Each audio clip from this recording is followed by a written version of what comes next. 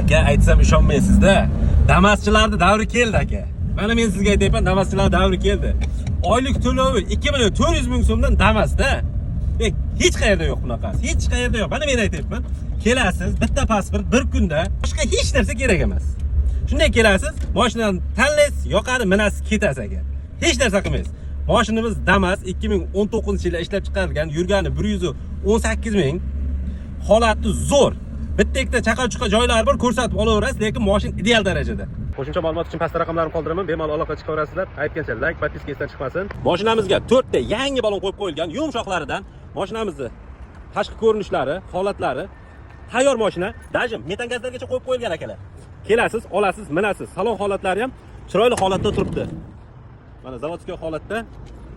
Xullas kalom hech qanaqa ish yo'q. Kraska holatlarini tekshirib olaverasizlar. Aka, sizda bor yo'g'i $500 pul bormi?